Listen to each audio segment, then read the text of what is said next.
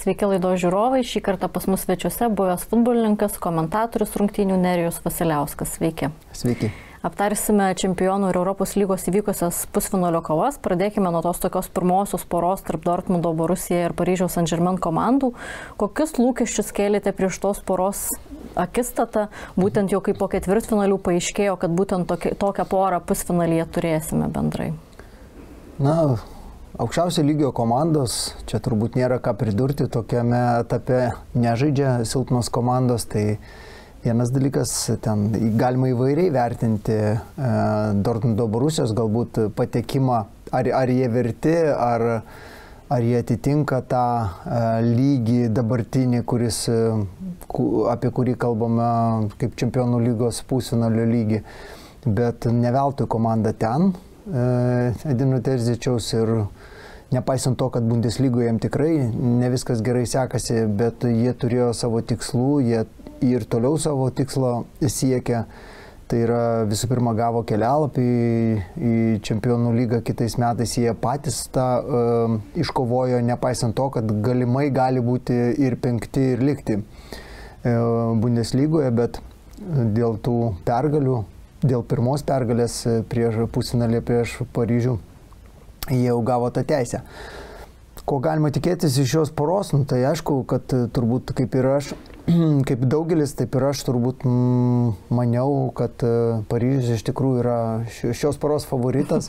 Kitaip ir būti negalėjo, turint tokią sudėtį, beje, apie sudėtį gal ten atskirai galima kalbėti, visgi tai yra jauniausia, ko gero, komanda tokioje stadijoje dalyvaujantį Čempionų lygoje, bet nepaisant to, ten yra unikalūs žaidėjai, talentai, tikrai puikiai sudėtis, puikiai komanda ir ne veltui juos priskiriame prie rungtynių favoritų.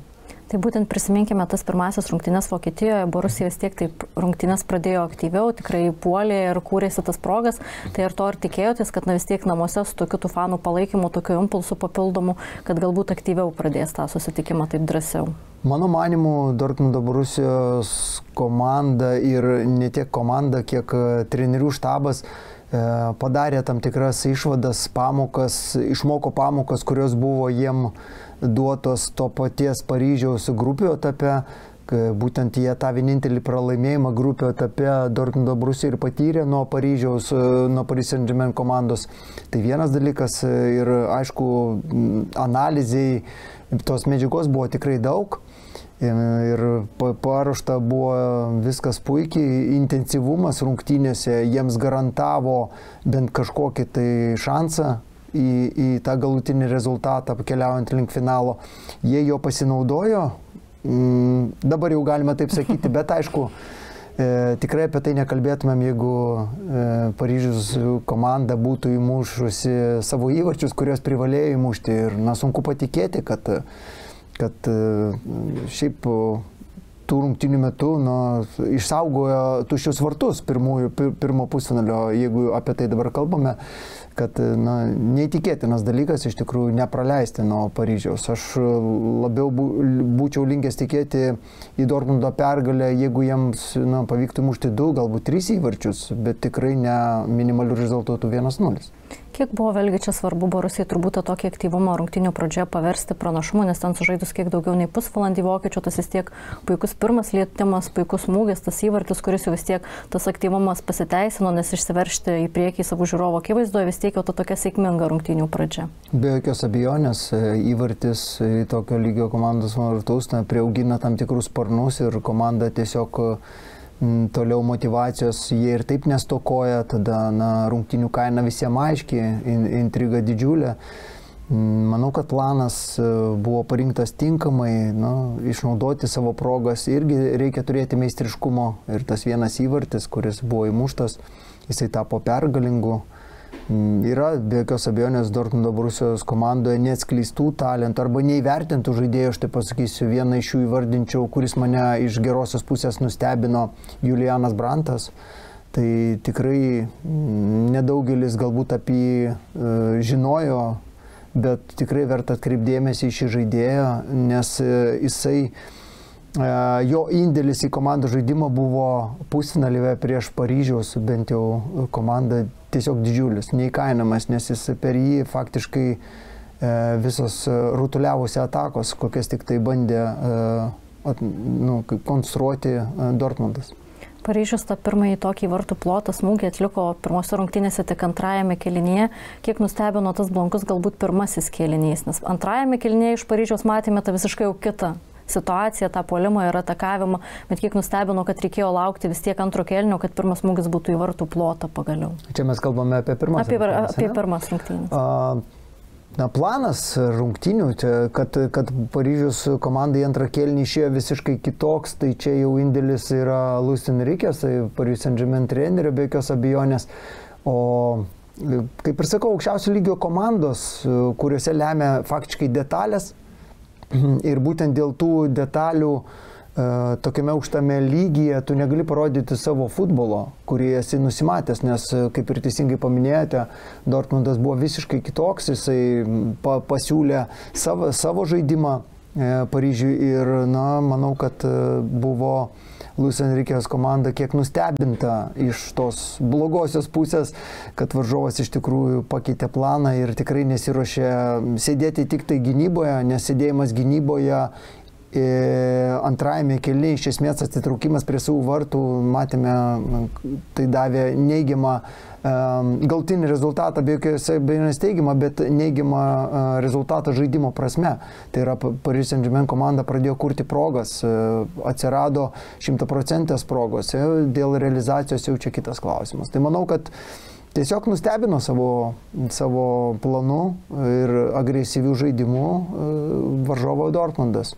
Antrajame kėlinyje ten buvo pradžioje antrojo kėlinio toks epizodas, kai Mbappės smūgis sudrebino vartų konstrukciją, tada iš karto ir Hakimi irgi smūgis sudrebino vartų konstrukciją. Kiek čia vėlgi tose rungtynėse ir antrosiuose, po to pakalbėsime, lydėjo Borusija ir sėkmė, nes matėme, kaip Paryžius greitai pelnęs vieną įvartį, staigiai gali pelnyti antrą ir jau ten apversti tą situaciją, tą matėme jau ketvirtfinalio kovose. Turbūt ne veltui mokami tokie didžiuliai pinigai jūsų vardintiems futbolininkams, jų tikrai ne vienas ir ne du, ir ne Mbappé, ir ne tik tai Hakimi, yra ir kitų tenai talentų ir gerų žaidėjų, bet jie turi daryti skirtumą, tai yra iš jų tikimasi įvarčių, iš jų tikimasi tų sprendimų, kurie nulemtų rungtynes ir tai jie nepavyko padaryti tiek pirmųjų, tiek antrųjų rungtynių metu. Ir čia tapo problema pačiai komandai. O šiaip, kad jie buvo galbūt net stipresnė komanda, niekas neneigė to, bet nebūtinai futbole stipresnė komanda keliauja į kitą etapą. Tai yra jau patvirtintas faktas ir jeigu tu neįmuši įvarčių, tai niekas apie tą statistiką tavo gerą ar gerą žaidimą ilgai neprisimins. Antrajame kėlinyje, nepaisant to, kad Paryžius dominavo ir tikrai kūrė labai pavojingas tas progas ir jų neišnaudojo, bet Borusija taip pat turėjo ten keletą galimybių tokių pavojingų, kur padvigubinti rezultatą. Tai kiek čia turėjo būti apmaudu šiek tiek ir Vokietijos klubui, nes pelnyk antrą įvartį ir jau važiuojant į Paryžių prieš atsakomąsias turėti tą 2 įvarčių pranašumą šiek tiek saugiau yra nei tą vieną išsaugoti. Be jokios abejonės, norisi, kai esi įmušęs vieną, norisi ir 2, 3, bet man atrodo svarbiausia buvo Dortmundui tiesiog turėti gerą rezultatą, bent minimaliai gerą, nes, kaip ir minėjau, jie tikrai nebuvo šių rungtynių favoritai, toli gražu, gal net labiau favoritai, aišku, Paryžiaus komanda ir tai žinojo Dortmundo trenerių štabas, todėl čia nėra toks ilgas laiko tarpas, lyginant su grupės varžybomis, kurios buvo žaidžiamos rudenį, kad tu gali iš esmės kažką pakeisti. Pernelyg daug viena apie kitą komandą žinojo. Todėl viską nulėmė detalės, smulkmenos, nerealizuoji momentų taip, bet nerealizavo abi pusės. Tai kad tas vienas įvartis ir liko, kaip sakant, tų pirmųjų rungtynių rezultatas, kuris kaip bebūtų, ar didelis pranašumas, ar mažas pranašumas, bet tai yra teigiamas rezultatas. Iš pirmų rungtynių galime išskirti ir Sancho tą pasirodymą, surinktą puikų, kiek yra smagu matyti pastarojo, tai tokį žaidimą, nes žinom, kad ten buvo paskolintas žiemą Borusijos komandai, buvo labai sunkus tas laikotarpis, ilgą laiką po pykčių su treneriu Ten Hago United komandoje nežaidė, o dabar vėl atrado po truputį save ir tam pusfinalyje vis tiek pirmos ypatingai rungtynėse spindėjo ir svariai prisidėjo prie to rezultato. Kad Jadon Sancho puikus futbolininkas ir aukščiausio lygio klasės futbolininkas, turbūt niekas to nepaneigs, nes jis neatsidurtų nei Manchester United, nei ten prieš tai Dortmundo Borusijos klube. Tai yra puikus žaidėjas. Čia galbūt verta paminėti apie tai, kad tai neliečia vien tik tai Jadeno Sancho. Aš manyčiau, reikėtų kalbėti apie žaidėją, kuris nebuvo savo lėkštėje. Tai yra labai svarbu, koks tu geras žaidėjas bebūtum. Bet jeigu tu pakliuvai prie netinkamų sąlygų, nežinau, taktikos, nes ką reiškia futbolininko atkeliavimas į komandą, tai yra pilnavertė adaptacija, tai ne tik tai adaptacija aikštėje su komandos draugais, tai yra gyvenimas, tai yra kultūra šalies, tai yra daug susideda tokių sudėtinių dalykų, kurie turi atitikti, kaip, puzzle tą paimkim, sudėkim. Ne viskas turi labai atitikti, nes tai yra aukščiausio lygio sportas. Ir mes nežinome, arba galime nuspėti, kaip jautėsi Jadeno Sancho Manchester United klube. Konfliktas, aišku, tai nėra gerai. Vertinant patį Jadeną Sancho, aš manau, kad puikiai jam pavyko išsikrapštyti iš tos nežaidybinės duobės. Po konfliktų tikrai nėra stotis ant kojų ir demonstruoti gerą futbolą, bet tai, kad jis yra unikalus, talentingas ir labai geras žaidėjas, niekas to nebijoja. Tai tik tai galime pasidžiaugti, kad Jadenui Sancho tai pavyko įrodyti. Aš manau, jis turėjo didžiulę motivaciją įrodyti ir savo esamam darbdaviui, kuris yra pastovus darbdavys, tai Manchester United klubui, bet ten vėlgi viską sprendžia vyriausias treneris, tai jeigu jis nemato Jadeno Sancho savo schemose žaidybinėse arba netinka tam tikri jo charakterio bruožai, aišku, kad čia tos sinergijos nebus. Bet Jadeno Sancho tai nereiškia, kad gali būti tik tai Manchester United futbolininkas. Šiais laikais pinigų daug futbolo klubų turi ir tikrai gerą žaidėją, manau, įsigys su dideliu noru. Ko tikėjotės iš tų atsakomųjų rungtynių Prancūzijoje, nes matėme pirmajame kėlinyje tokį atsargų iš abiejų pusių žaidimą, nes ir Paryžiui nebuvo ko labai rizikuoti ir iš karto atsiverti, turint minimalų tą deficitą. Borusijai juo labiau, kad neįsaugoti to per labiausiai rezultatų, bet irgi neįgintis per labiausiai. Toks buvo viduriukas iš atsargumo prasmės abiejų komandų. Aš manau, kad po to, kai buvo priimta taisyklė, kuri nieko nelėmė įmušti įvarčiai išvykoje, išvykos įvarčio taisyklė, tai iš esmės antrosios rungtynės tarpusavy jos tampa pagrindinės. Jos ir taip tampa pagrindinės, nes po jų sprendžiasi viskas iš esmės. Todėl ten toks savotiškas šachmatų žaidimas, tai yra vėlgi taktika, vėlgi strategija kiekvieno trenerio, vėlgi startinių sudėčių žaidėjų pasirinkimas. Ką leisti, ko neleisti, mes matėme, kad Paryžius, lyginant su pirmosiomis rungtynėmis, iš esmės pakeitė savo ataką. Tai yra Mbappé atsidūrė kairiajame krašte, kur gal jam įprasčiau ir geriau jis ten jaučiasi. Pirmose rungtynėse žaidė kaip centrinis puolėjas, čia atidavė centrinio puolėjo vietą treneris Ramušui. Ir todėl manau, kad susidarė tokia, čia iš serijos, ar atspės treneris su tai žaidėjais ar ne. Dabar lengva kalbėti, matant galutinį rezultatą, kad galimai neatspėjo, bet turėjo, aišku, treneris kitą planą ir matė visai kitą turbūt rungtynių scenarijų. Turiuomenį Luis Enrique konkrečiai. Bet visą tai nepasiteisino. Kągi, šį kartą nepavyko, gal kitą kartą pavyks. Todėl tas atsargus planas, kaip jūs sakėte, tai iš esmės tą atsargų planą, jis galbūt ne tiek atsargus, kiek Dortmundas buvo labai agresyvus. Dortmundas buvo agresyvus, jis turėjo savo planą, jis žinojo, jog, kaip ir sakiau, užsidaryti prie savųjų vartų, tai nėra tas planas, kuris nustebintų Paryžių. Net ir Prancūzijos čempionate Paris Saint-Germain prieš 10 besiginančių aikštės žaidėjų plus vartininką puikiai žino, ką daryti ir matėme ypač rungtynių pabaigoje, į ko tai pavirto Dortmundo atsitraukimas ir statymas to vadinamo autobuso, troleibuso ar dar ten kažko. Tai tiesiog atsirado begalės progų ir jeigu tos progos būtų atsiradusios nuo rungtynių pradžios, jeigu Dortmundas tokį žaidimo stilių pasirinktų labai gynybinį, visiškai be atakų, tai tikrai neįsikrapštinė. Finale mes Dortmundo nematytume. Antrojo kėlinio pradžioje tiek išvydome tokią standartinę situaciją, Himmelsas tiek pelnytą įvartį galvą, čia jau vėlgi išvestas įvardytas Borussia klubas į priekį, 1-0, bendras rezultatas jau 2-0. Na ir čia kiek yra sunkiau praleisti tą įvartį antrojo kėlinio pradžioje, kai galbūt pirmajame kėlinyje, jeigu tai nutiktų per pertrauką, dar treneris galėtų nurodyti kažką ir šiek tiek pakeisti tą kažkokią taktiką ir pergrupuoti tą žaidimą, kažkokius nurodymus duoti. O čia taip antrojo kėlinio pradžioje tas pelnytas įvartis, taip laiko dar pakankamai pelnyti tuos 2 įvarčius, bet kiek buvo Borussijai svarbu išnaudoti tą tokią standartinę progą. Dortmundui labai svarbu buvo tai išnaudoti, kadangi tai jau yra, tu turi klaidos galimybę, suklys prie savo vartų ir rezultatas 1-1, bendras vis tiek tavo naudai ir tu keliauji į finalą.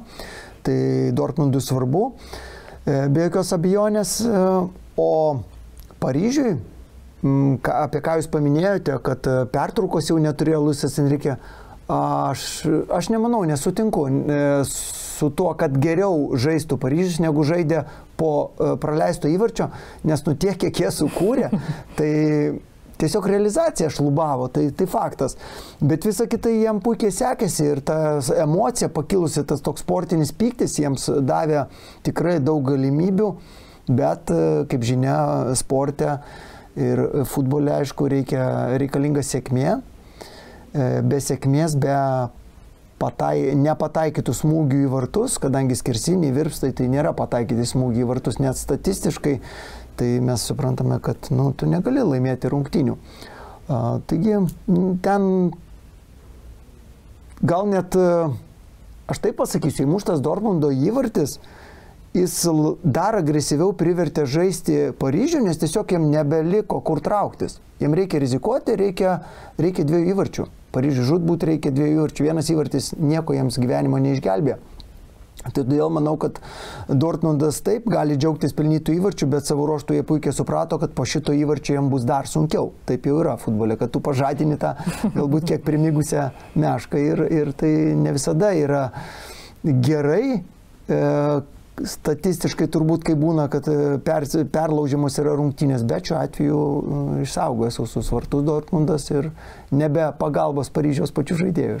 Tai kaip ir minėjote, Paryžius šiuose rungtynėse net 4 kartus drebino vartų konstrukciją. Jeigu po pirmų rungtynių atrodė, kad galbūt pritrūko komandai sėkmės, tai kiek buvo keista matyti, kad vis tiek per 180 žaidimo minučių Paryžiui taip ir nepavyko pelnyti per 2 rungtynės nei vieno įvarčio. Taip, o čia šitas faktas tikrai įdomus yra, kad su tokiu galingu puolimu tiek progų, tiek smūgių, vartų konstrukcija drebinta, bet kamulio nėra vartuose ir iš tikrųjų keista. Čia taip pažiūrėjus, bendrai paėmus, dar vienose rungtynėse gali taip nutikti, bet kad per 2 rungtynės Dortmundas nepraleis nei vieno įvarčio, sunku, tikrai nepatikėčiau. Mbappé po rungtynių prisėmė tą kaltę dėl iškritimų iš Čempionų lygos, nemėgo kalbėti apie sėkmę ir minėjo, kad nereikia sėkmės, jeigu esi geras, tai kamuolys atsiduria vis tiek vartų tinkle. Tai ko labiausiai pritrūko apart sėkmės galbūt Paryžiui šiose rungtynėse ir kiek apmaudu tiek per 2 rungtynės neišnaudojus progų vėl pasitraukti iš Čempionų lygos pusfinalyje ir vėl likti be tos Čempionų lygos, apie kurią jau čia pakankamai ilgai svajojama. Suprantu, kad apmaudu, bet Čempionų lygą laimi viena komanda, dažniausiai tai Madrido Realas pastaruoju metu, jie ir vėl finale, bet jeigu grįžtant prie Paryžiaus situacijos, ko jiem pritrūko, jeigu tokia realizacija, kaip matėme tų 2 rungtynių metu, tai tiesiog dvigubai reikėjo kurti pavojingų progų ir galbūt ta realizacija nebūtų jau nulinė procentaliai. Tai jūs minėjote, kad pirmajame kėlinyje jie nežaidė to futbolo, prisibijodami galbūt klaidos, nes Dortmundas taip pat nepėsti ir atakoje turi puikių žaidėjus. Minėjote Jadon Sancho, Brantas, tas pats Polėjas, kuris taip pat Füllkrugas laukia savo šanso. Daug kitų žaidėjų ADM sukūrė idealią progą ir turėjo mušti įvartį. Taigi, dabar matant galutinį rezultatą, taip, galima buvo atsiverinėti, kaip dažnai tą daro komandos jau patekusios į situaciją, nėra ko prarasti, bet klausimas, ar kitą kartą nutikus tokiai situacijai po pirmų rungtynių Luisas Enrique pasirinktų tokį drąsų planą, aš labai bijoju. Tiesiog ką galėjau padaryti daugiau, sukurti daugiau progų, ar jau galėjo sukurti daugiau, čia va klausimas, į kurį niekas neatsakys. Bet tiek, kiek sukūrė, tikrai užteko bent vienam, o tai ir 2 ir 3 įvarčiam tikrai. Kaip manot, kokia laukia Paryžiaus ir ateitis? Vis tiek žinom, kad vasarą realu, kad Mbappé paliks komandą ir, na... Ar žinote, kad paliks? Sakiau, realu. Tai dar žinoma, kad yra tikimybė, kad vėl persigalvos ir niekada negali žinoti su šitą istoriją, bet, na, visi rodikliai dabar, visi šaltiniai teigia, kad jau labai arti to. Tai jeigu paliks, tai išsipildys, pagaliau pasitvirtins, tai kaip Paryžius atrodys be Mbappės ir kokia laukia ta bendrai ateitis Paryžiaus, taip žiūrint. Man atrodo, kad taip, Mbappé yra vienas svarbiausių žaidėjų šiandieniniam Paris Saint-Germain klube, bet niekada klubas neturi priklausyti nuo vieno futbolininko. Man atrodo, kad klubo savininkai tokį planą su Mbappės išėjimu, jeigu jis toks bus, jau turi. Ten nuostabių žaidėjų virtinę Paryžiuje. Čia galima vardinti tas pats, nežinau, Barkolė, Vitinija, fantastinis žaidėjas, visi jauni, jauna komanda, bendrai paėmus ten be 1-2 futbolininkų tokių vyresnių. Tai iš esmės neturėtų būti didelė spraga Prancūzijos čempionate, jiems kovoti dėl titulo išėjus Mbappé, ar komanda nukeliaus iki Čempionų lygos pusfinalio, čia niekas negali pasakyti, ar jinai tai padarys kitą sezoną su Mbappé, arba galbūt jau išėjus. Tai, bet kokiu atveju titulo jie neturėjo ir su Mbappé, titulo jie neturėjo ir su Neymaru, ir su Messi, ir su visais kitais puikiais prieš tai buvusiais futbolininkais. Taigi, čia į tą klausimą nieks neatsakys, todėl jie bus konkurencingi, faktas, turi gerų labai žaidėjų ir tikrai komanda nepriklausys nuo vieno futbolininko. Bet sulaukime oficialių žinių, nes kol kas man atrodo, kad... Visko dar gali nutikti. Ar pats Mbappé dar žino, kur jisai žais, nes ten kartais atrodo, jog ten viskas vyksta jau ir su prezidento Makrono įsikišimu ir ten valstybės mastu tas transferis vyksta. Gal vėl įtikins pasilikti prezidentas. Kiek smagu čia dėl Borusijos komandos pasiekimo, nes vis tiek, jeigu matėme, kad praėjusiame sezone paleido Bundesliga titulą, ten patys, tarkim, pralaimėjo, ne Bayernas laimėjo. Šiame sezone, kaip ir minėjote, 5. vieta užimama, ten sudėtingesnė situacija. Atsižvelgus į vietinę kovą, kiek yra smagu Borusijo komandai pasiekti tą Čempionų lygos finalą. Vis tiek, kaip ir minėjot, net ir po pirmų rungtynių pirmaujant, turint 1 įvarčio pranašumą, vis tiek Paryžius buvo laikomas prieš atsakomąsias favoritų. Tai kiek yra smagu ne tik patekti į finalą, bet galbūt ir nurašyti ir paneigti tas visas išankstinės ekspertų prognozės komandai. Iš tikrųjų labai smagu matyti Dortmundo klubą finale, nes mažai kas tikėjosi jį matyti. Visada džiaugiuosi už tas komandas, kurios taip sumaišo tos visus planus, tų pačių klubų, nežinau, Manchester City, Paris Saint-Germain, ar ten kitų, kurie ten nuolat žaidžia pusfinaliuose Čempionų lygos ir dažnai finaluose. Tai todėl Dortmundo čia įsikišimas ir tų kortų sumaišymas yra labai geras ženklas bendrai vertinant futbolą. Atsakymas dar kartą į tai, kad nebūtinai ten storesnė piniginė ar ten nebūtinai stipresnis galų gale klubas keliauja į finalą. O jeigu kalbėti ir šiek tiek paliesti patį finalą, tai nemanau, kad Madrido Realui tenai bus lengva. Tikrai ne, finalas yra finalas. Iš 1 rungtynių, jeigu jau 2 rungtynėse Dortmundas sugebėjo nepraleisti 1 įvarčio pusfinalyje Čempionų lygos nuo Paryžiaus, tai taip pat ir Realas gali turėti problemų. Tai komanda aukščiausio lygio, bet jeigu taip pažvelgus anksčiau, mažai kas tikėjosi, kad jie gali atsidurti finale, tai faktas. Ne jūs turbūt, ne aš apie tai negalvojame. Bet vėlgi, nacionalinėme čempionate reikalai parodė, kad nėra svarbiausias dalykas, todėl kad komandą motyvuoti Čempionų lygai papildomai nereikia, tai atskiras turnyras, atskira motyvacija, atskiras nusistatymas, pasiruošimas ir galų gale ten jau nėra virimas savose sultise, nes čempionatas kas yra? Tai yra begalė daug rungtynių, iš metų į metus komandos ten keičiasi labai menkai, jeigu vertinant ilgus sezonus, tai aš manau, kad tiesiog kartais čempionate būna netgi sunkiau žaisti negu čempionų lygos grupėse, kaip pavyzdys. Kiek čia bus Borusija puikia proga ir su savo legenda Roysu vis tiek atsisveikinti, vat būtent Wembley stadione, taip, nežinom, koks tas bus rezultatas ir kaip seksis dar finale, bet vis tiek taip pakankamai simboliškai pavyks atsisveikinti. Na čia jau reiktų pačiam Roysui džiaugtis, kad jo komandos draugai jam tokias palydas sugalvojo, iškovojo. Aišku, Roysas nėra jau dabar pagrindinis tas futbolininkas, galbūt nuolat žaidžiantis Dortmundo Borusijos komandoje, suprantama dėl ko, ateina kartų kaita ir tiesiog reikia pasitraukti futbolininkams, kurie yra vyresni, amžius, kaip visi mes nejaunėjom, tai futbolininkas tiesiog supranta, kad jis jau nenori savęs matyti antraeiliam vaidmenį, bet tai yra legenda Dortmundo ir atsisveikinti Wembley stadione tikrai puiku. Rezultatas jau yra geras Dortmundo žaisti finale, bet aišku, vienas žingsnis iki super gero. Galime pereiti prie antrosios poros tarp Müncheno Bayern ir Madrido Real komandų. Na čia vis tiek turbūt toksai tikras futbolo fanam desertas laukia antrajame tam pusfinalyje.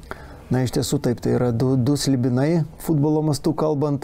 Dortmundas, jeigu taip grįžtant greitai, irgi nėra ta tokia paprasta komanda, tai jinai tenai yra konkurencinga, bet čia yra šiuo metu, tokios tikrai stiprios ir labai labai lygios galbūt komandos, propaguojančios visiškai skirtingą futbolą, bet ten tiesiog žvaigždžių rinkinys toksai, kuris tiesiog matavosi savo raumenimis. Müncheno Bayern komanda namuose pirmose rungtynėse irgi pradėjo aktyviau, žaidė puolime, bet turbūt jau pakankamai esame įpratę matyti Realą atsitraukusi gynyboje ir tą skiriantį dėmesį ir gynybai. Vat būtent Realui, kada žaidžia dvi lygios, tokio kaip Müncheno Bayernas ir Realas komandos, Realų žaisti antruoju numeriu yra žymiai geriau negu pirmuoju. Taip užbėgant įvykiam už akių, tai pamatėme antrose rungtynėse, kada viskas apsivertė ir kada Realas ten tiesiog dominuot pradėjo prieš savo varžovą Müncheno Bayerną, bet tai tapo jiem patiem pavojinga situacija. Ir į ką tai pavirto, mes taip pat galime matyti į praleistą įvartį. Bet dabar grįžtu jau mintimis į pirmasias rungtynes. Tai, kovingosios lygiosios turbūt dėsninga visą tai, kas įvyko. Realas yra tokia komanda, daug apie jos, daug rašo, viską. Jie ypatinga kažkokį futbolą žaidžia, nežinau, toje čempionų lygoje. La lygoje jie šiek tiek kitokie, bet vėlgi gal dėl to, kad tos pačios virimas savo sultise, o ten jų tas propaguojamas žaidimas ir jų klasė žaidimo jiem leidžia išlysti net ir sudėtingiausiose situacijose. Aišku, čia reiktų turbūt nuimti kepurę ir nusilenkti Carlo Ancelotti vadovavimui. Jo atliekami keitimai tiesiog yra tiesiog nuostabus. Tai yra tokie keitimai, kurių būtent tą minutę toje situacijoje faktiškai reikia. Jis išnaudoja visą potencialą maksimum. Nepaisant to, kad Bayernas aktyviau pradėjo tas rungtynės, bet kaip ir pamatėme, vienas smūgis, viena proga, Tonio Kroso puikus perdavimas, ten vieni juniorų smūgis ir Realas išsiveržė į priekį. Tai turbūt pakankamai dažnas vaizdas, kai atrodo, kad įvartis turėtų krist galbūt į varžovų vartus, bet Realas išlaukė to momento ir tuo meistriškumu sugeba pelnyti įvartį. Tai va čia tas vėlgi, taip, meistriškumas jiems leidžia pelnyti įvartį, bet Paryžiaus komandoje meistriškumas neleido pelnyti įvartį. Aš manau, kad skirtingos situacijos, taip, ten ideali ataka maestro, tiesiog Toni Krosas ir jo tas aikštės matymas ir tai aišku, kad buvo, tai yra susikalbėjimas su savo komandos draugais, susižaidimas, tai nėra, tai paėmė ir padarė tokią kombinaciją. Plus kokio lygio gynėjai abiejose komandose ir juos suklaidinti yra tikrai sunku. Bet detalės, minimalios klaidos, detalės, kažkur nesudirbai, kažkur dėmesys kitur nukrypo, iš karto tokiame lygmenyje yra paprastai baudžiama už bent kokią menką klaidelę. Ten kaip taisyklė, kaip išimtis, taip, Paryžiaus Dortmundo rungtynės tai yra išimtis. Kaip taisyklė, klystant įvartis tau kris anksčiau ir vėliau. Antrojo kėlinio pradžioje ten Münchenas greitai išlygino rezultatą, po to dar uždirbo po 5 minučių ir 11 metrų baudinį ir jau Keino realizuotas 11 metrų baudinys jau persvėrė rezultatai Bayern jau pusę. Kokį įspūdį paliko ta pati pradžia ir kiek po to vėlgi tas Realo buvo svarbus įvartis rungtynių pabaigoje irgi uždirbtas tas 11 metrų baudinys ir tas pirmų rungtynių rezultatas tas 2-2, kur abiem komandom nieko blogo nereiškia. Taip, kadangi įvarčio taisyklė ta pakeista, kaip ir lygus rezultatas, ar tu sužais 0-0 ar 2-2, komandos pabandė parodyti savo pranašumą. Ypač Miuncheno Bayernas tikrai labai gerai perlaužė rungtynes ir išlindo iš tos sudėtingos situacijos, bet kai pamatėme, kad Realas yra niekad nepasiduodanti komanda, žaidžianti iki finalinio švilpuko ir todėl, klaida paprastai komandų būna, kurios praleidžia rungtynių pabaigose, tai kad jie pradeda saugoti turimą rezultatą. Reikia žaisti savo žaidimą ir toliau, gal netgi agresyvesnį puolime nei buvo iki šiol, todėl kad komanda, kuri nori žūtbūt išlyginti rezultatą, jie meta daugiau pajėgų į priekį ir gynyba, aišku, nuo to kenčia tos komandos. Todėl, kad ir sakau, nebūtinai įleidžiant papildomą gynėją į sudėtį, saugant rezultatą yra geras sprendimas.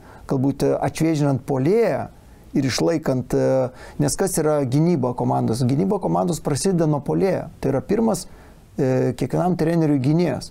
Tik tai jis ginasi kitoje zonoje. Jeigu tu ten išlaikai įtampą ir neleidi komandai lengvai pristatyti kamuolį į tavo aikštės pusę, aišku, kad komandų turės daugiau naudoti jėgų, daugiau problemų, o rungtynių pabaigoje yra sunku tai daryti.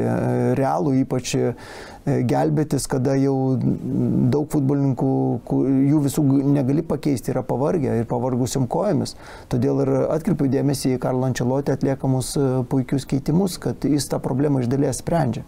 Atsakomosios rungtynėse Ispanijoje išvydome Realų kitokį žaidimą jau nuo pradžių jau pats ėmėsi tos iniciatyvos puolime ir atakavo. Ten galim prisiminti ir sužaidus maždaug 13 minučių ir Vinidžiui Juniorų tą smūgiuotą kamuolį virpsta ir Rodrigo irgi antrų bandymų smūgiuotą kamuolį ir vartininko atremta. Ar tikėjotės, kad Realas taip aktyviai pradės jau namuose tos rungtynės? Taip, to galima buvo tikėtis Santiago Bernabéu stadione, tai faktas, ten ir sirgaliai daro savo įtaką ir tas pats ažiotažas, įtampa ir visa kita. Realas žino, ką gali padaryti savo aikštėje, pabandė tą padaryti.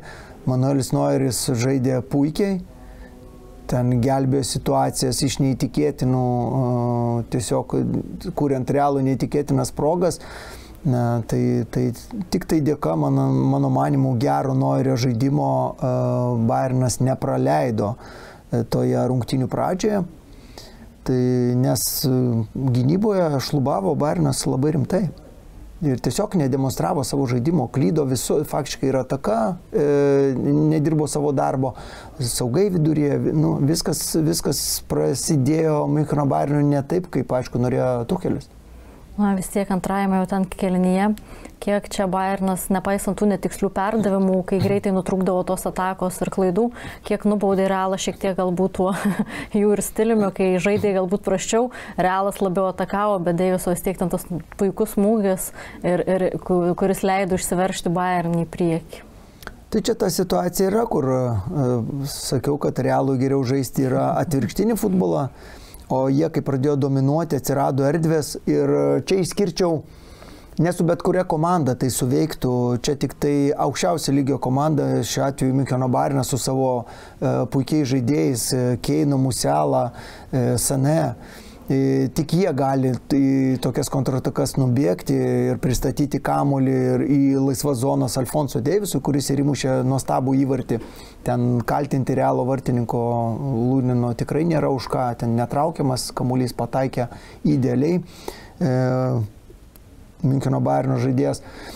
prisimenant tą įvartį, bet tai ir sakau, kad atrodo Realas jau toj muš įvartį, bet aukščiausio lygio komanda, jie, kad ir besiginantį, jie išeina į kontratakas ir nubaudžia už tam tikrą pernelyg didelę drąsą galbūt atakoje, nes tiesiog yra talentingi žaidėjai ir individualiai labai stiprūs žaidėjai tiek vienoje, tiek kitoje pusėje.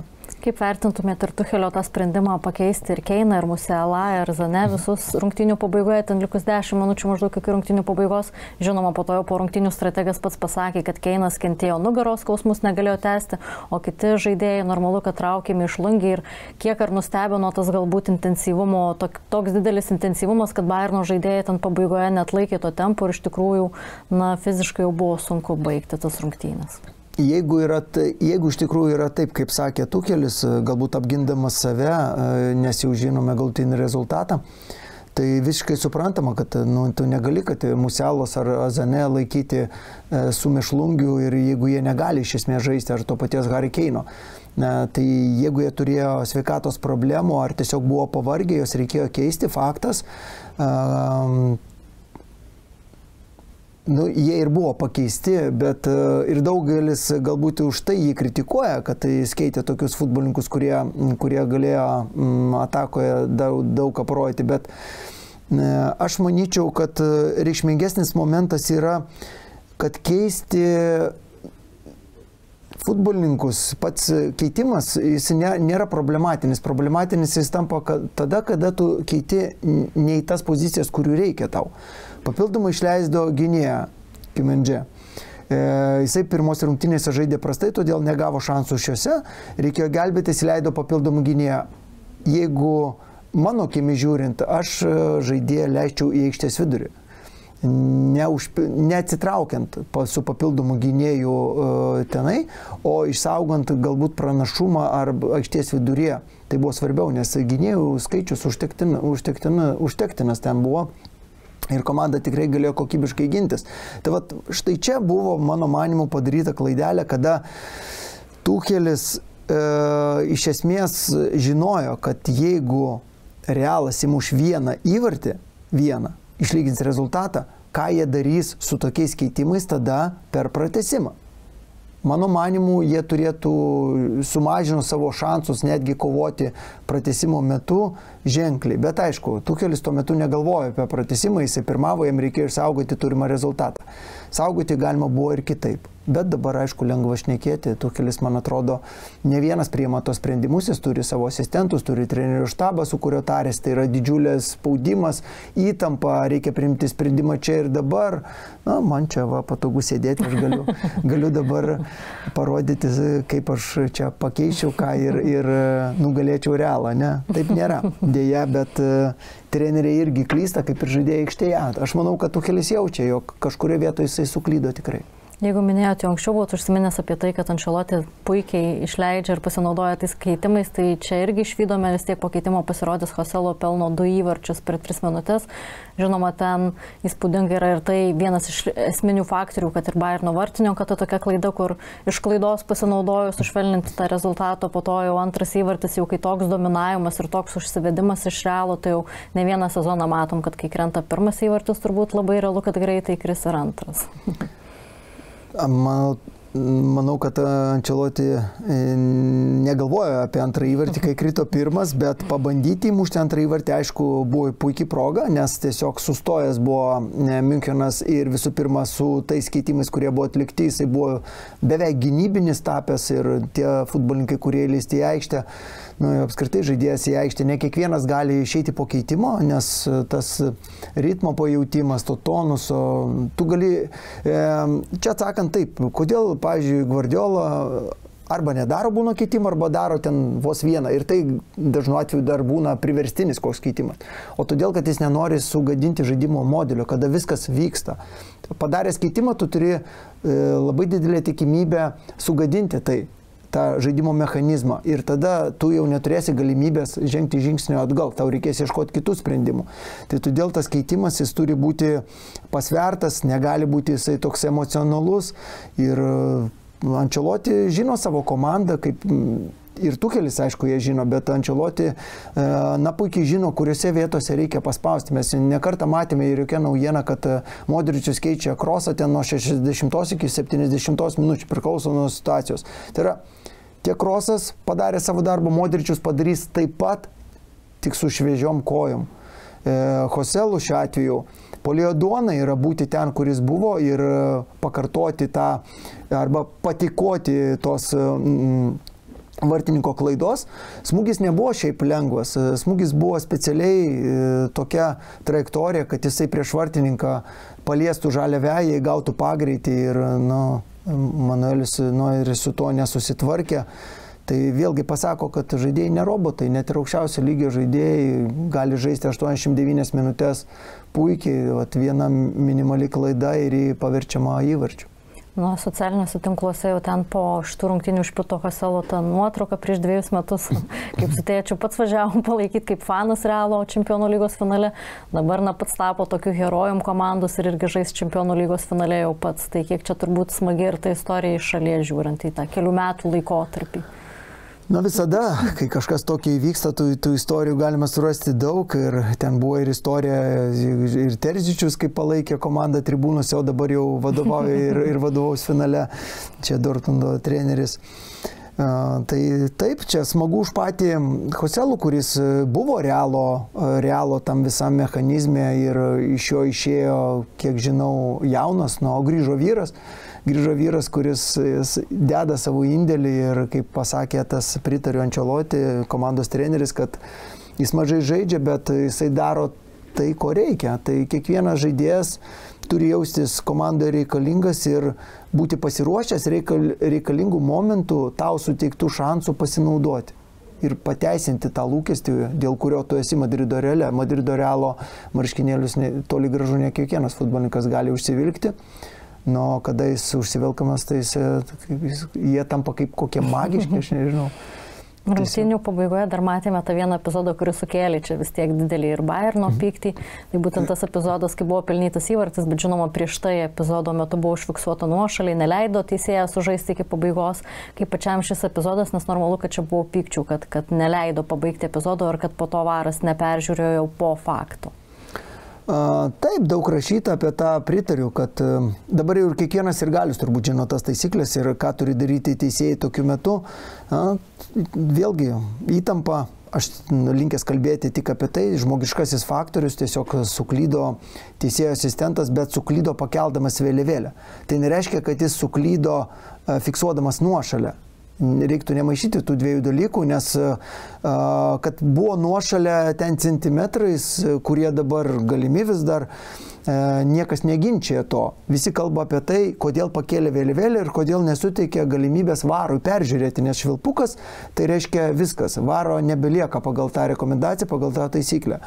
Tai vėlgi, suklydo teisėjas taip, jeigu buvo nuošalia, tai bus įvertinta teisėjo klaida ir iš tų klaidų visi žmonės mokosi. Tai nemanau, kad čia toks jausminis epizodas, jisai labiau reikšmingas taptų, jeigu iš tikrųjų nuošalės nebuvo. Tada taip. O dabar tiesiog teisėjai negerai atliko savo darbą tuo momentu, nors visos rungtynės buvo puikiai valdomos arbitro, sudėtingiausios situacijos sprendžiamos, o čia paėmė ir paslydo. X faktorius. Visada reikia būti pasiruošus netikėčiausiam dalykam. Tai. Dabar galime pereiti šiek tiek prie Čempionų lygos laukiančio finalo, vis tik laukia kova tarp Borusijos ir Realo komandos, tai ar čia paprognozuokime, koks finalas laukia, kokios tos rungtynės, ko galime tikėtis, kokio to žaidimo ir Realui pavyks vėl pratęsti tą savo magiją ir visgi Borusija gal sukurs tą savo istoriją ir galbūt pavyks sustabdyti tą Realų žygį. Sunku būtų čia prognozuoti, turint omeny, kad tai yra finalas.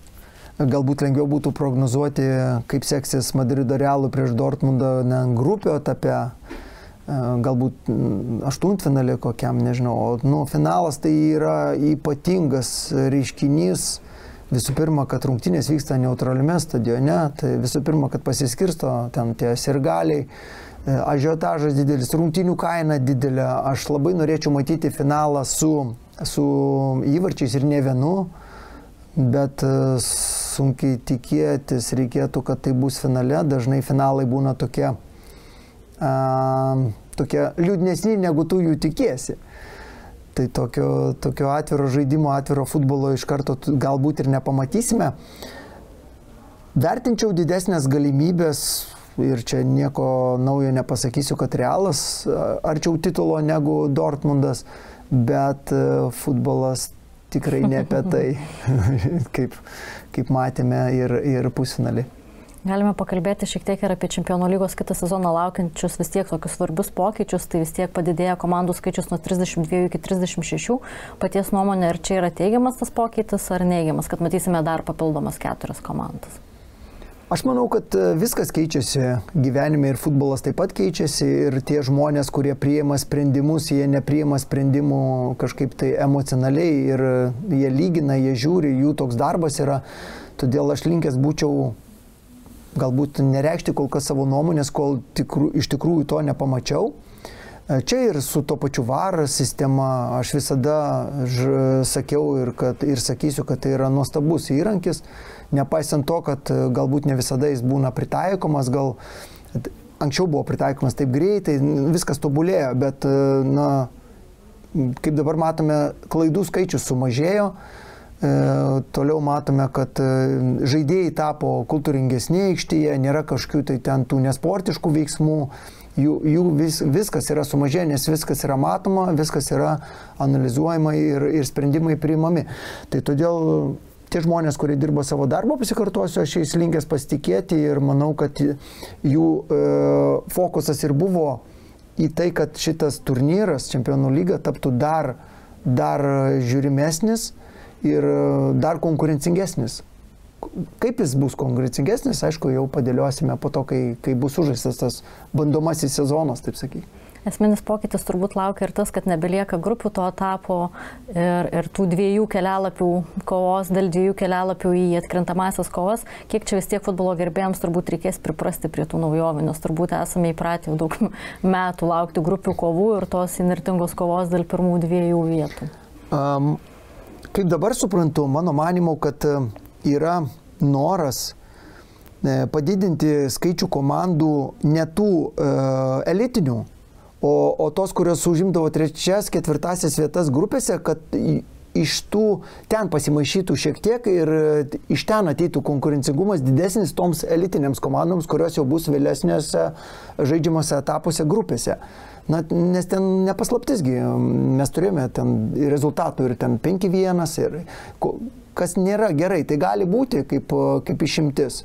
Ten ir aukščiausio lygio komandos taip pasilygina, kad tokiais dideliais persvarom būna laimi arba pralaimi. Bet kad tos, pasikartosiu, ypač ten ta 4. galbūt komanda, kuri jau negauna ten galimybės žaisti kitose Europos taurėse, kad jinai būtų maksimaliai stipresnė, o tam, kad jinai būtų maksimaliai stipresnė, turi būti konkurencija toje vietoje. Tai aš tai vertinčiau tik tai per tokį fokusą, bet kol kas sunku pasakyti. Palauksim kito sezono, pamatysim, kaip viskas klostysis jau kito sezono metu. Galim dabar pereiti ir prie Europos lygos pusfinalių kovų ir pirmosios tos poros tarp Romos ir Bayer komandų. Kokios mintys buvo prieš šią porą ir kokį įspūdį paliko pirmosios rungtynės Italijoje, kai Bayer pavyko vis tiek išsivežti iš Italijos tą pergalę rezultatu 2-0, ir vis tiek jau prieš atsakomąsias rungtynės namuose turėti tą tokių 2 įvarčių pranašumą.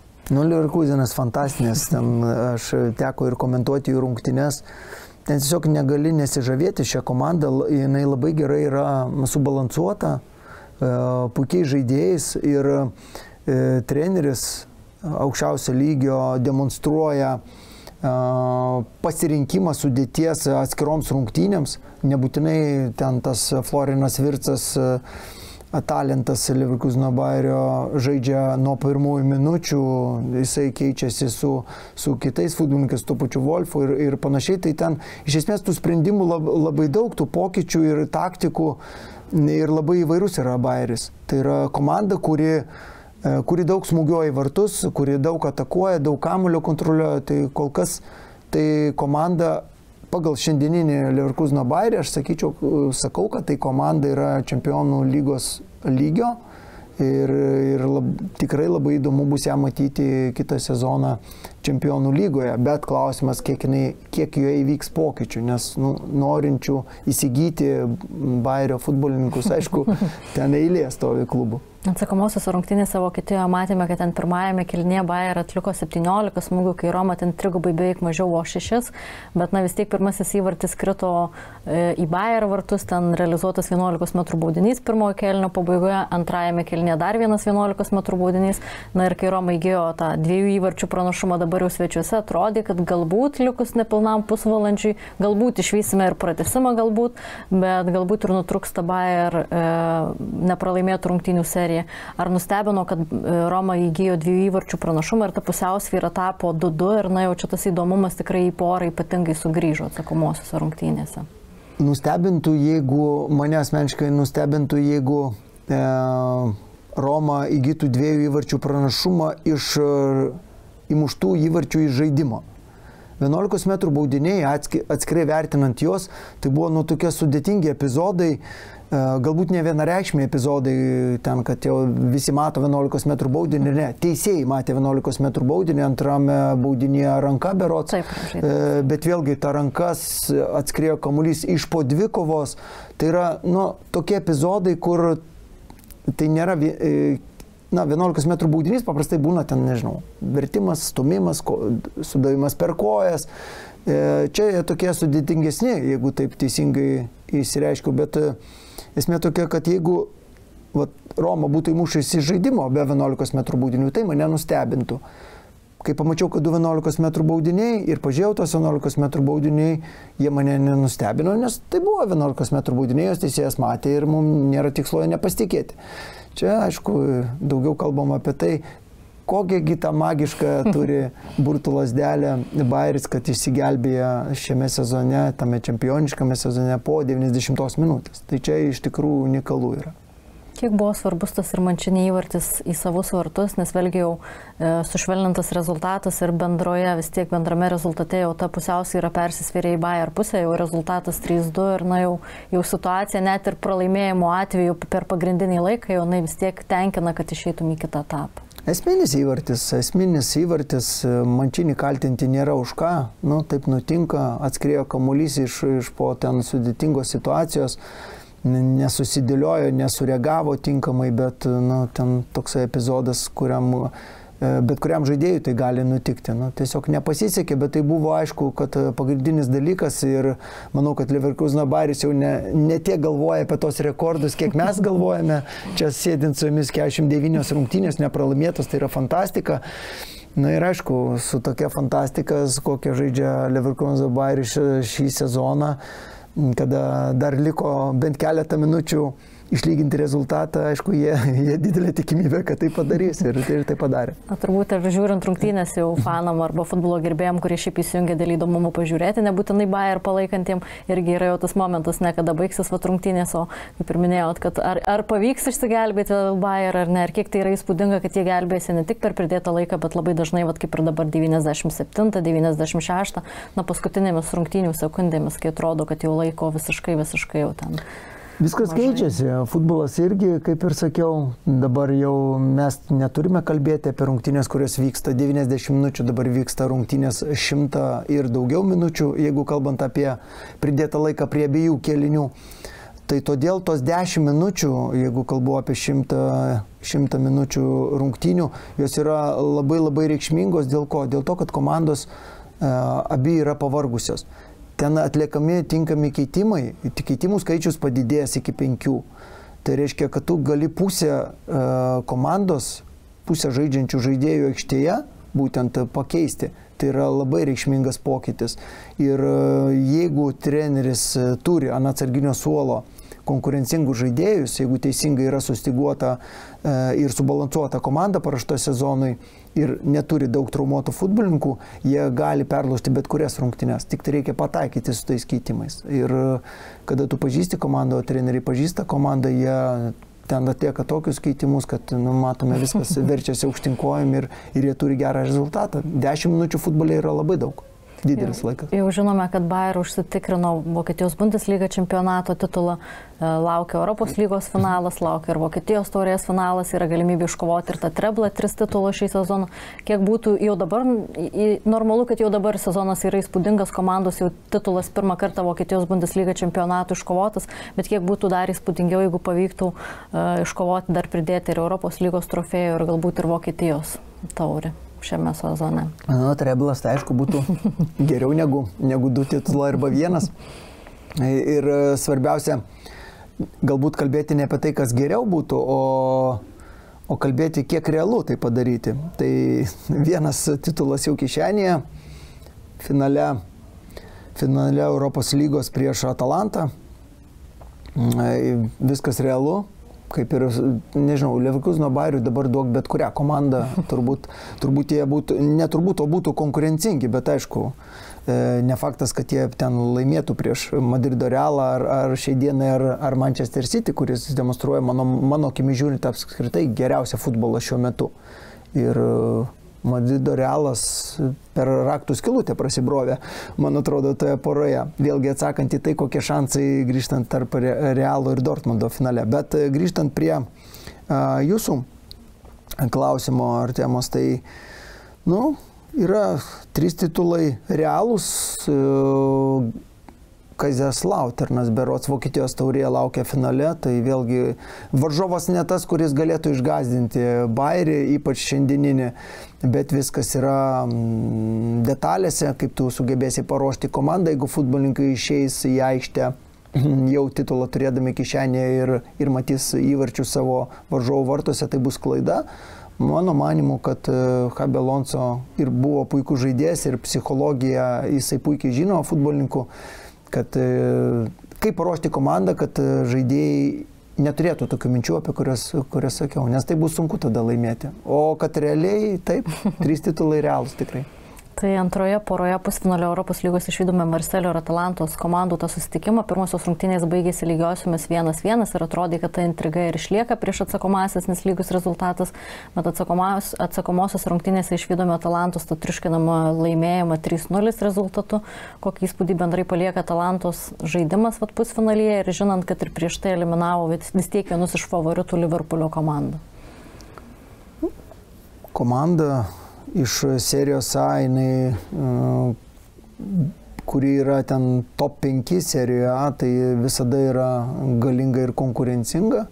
Atalanta pastarosius keletą metų visada toje zonoje maždaug tenai būna, todėl ten kova serijoje A nėra paprasta, tai yra top lygio čempionatas, todėl ten ne visada galima būti tokiais jau lyderiais ar ten laimėti tą titulą, toli gražu su jų statusu komandos, bet jie daug ką gali nuveikti Europoje. Tai yra Marselis šiuo atveju, jiem ganėtinai patogus buvo varžovas, tai yra komanda, kuri Prancūzijos čempionate šlubuoja, tai ten yra už tų turnyrų Europos turnyrų ribos vienas dalykas, antras dalykas, Marselio komanda yra stipri namuose. Ir visiškai kitokį futbolą demonstruoja išvykoje. Tai ir parodė toje poroje, kad Atalanta tiesiog per 2 rungtynes pasiėmė tai, kai jam reikia, kelialapį į finalą. Juolab, kad jie ir Velodromo stadione Marselyje taip pat pirmavo. Gelbėjosi Marselis, kaip bebūtų. Tai dabar žinome vis tiek Europos lygos laukiantį finalą ir jo dalyvius, Bayer ir Atalantos komandos. Na vėlgi, galbūt paprognozuokime šiek tiek, ko galima tikėtis ir ar pavyks Bayer sukurti tą savo įspūdingą sezoną. Ar galbūt Atalanta dar kartą, kaip ir su Liverpooliu buvo nurašyta komanda ir nutildė galbūt kritikus ir ekspertus, ar pavyks įkasti ir galbūt finale. Nors, kaip ir minėjot, finalą nuspėti turbūt yra žymiai sudėtingiau nei kai iš 2 rungtynių. Be jokios abejonės. Mums visiems turbūt norėtųsi. Šiai dienai aš nesu nei sirgalius, nei Bayerio, nei Atalantos, bet iš tos sportinės pusės norėtųsi, kad galbūt ateityje ir filmas bus sukurtas tinkamas, ne kaip su Leicesteriu Anglijoje, taip ir su Leverkuseno Bayerio, kuris nutraukė dominavimą ir iš esmės pakeitė šiek tiek, pridėdami dar vieną klubą, kaunantis dėl Salotinės Bundeslygoje čia konkrečiai. O kalbant apie finalą, taip sunku nuspėti. Finalas yra finalas, ten susideda apart futbolo daug kitų dalykų. Faktas, kad jau Bayeris galės tam finalų ramiau ruoštis nei, pavyzdžiui, Atalanta, kuri dar turi labai reikšmingas rungtynes su Roma dėl 4. vietos, tai ten jie negalės atsipalaiduoti ar labai pasaugoti savo futbolininkus. Tai vėlgi, kaip tos rungtynės baigsis, visi žaidėjai į sezono pabaigą yra gerokai pavargę, todėl ant tų, nesakysiu sunkių traumų, bet ant mikrotraumų ribų, psichologinis tas nuovargis taip pat yra didelis, todėl ten reikės Atalantos trenerių labai gerai pagalvoti, kaip paruošti komandą stipriausią, kad būtų būtent Europos lygos finale.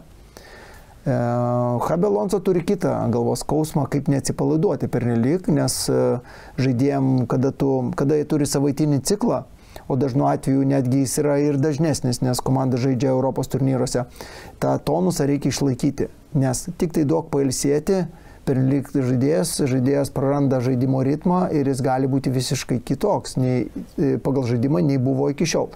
Tai va, abu treneriai, bet turi skirtingus galvos skausmus, skirtingas užduotis, kaip padaryti taip, kad nenukentėtų nei ta dalis, nei ta.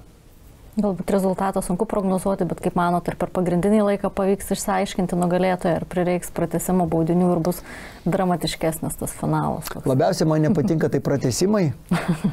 Baudiniai tai yra, jau toksai, jau kaip sakoma, žinai, kad toj pasibaigs ir viskas ten. Visą tai įdomu, o pratęsimai, dažnai komandos netgi ypač antrą pratęsimo kėlinį pradeda galvoti apie 11 metrų baudinius, jau tą sulėtina futbolą.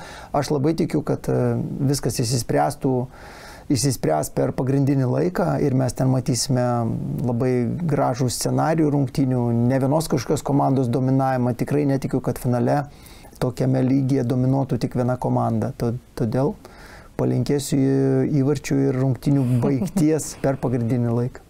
Ačiū, Nerijau, kad apsilankėte ir pasidalinot įdomis įžvalgomis ir mintimis. Laidos pabaigoje norėtume nuo mūsų partnerių Gudobelį įsteigti ir atiduoti prizą, tai Bonchance užkandžių rinkinį. Tai tikrai finalų stebint. Ačiū.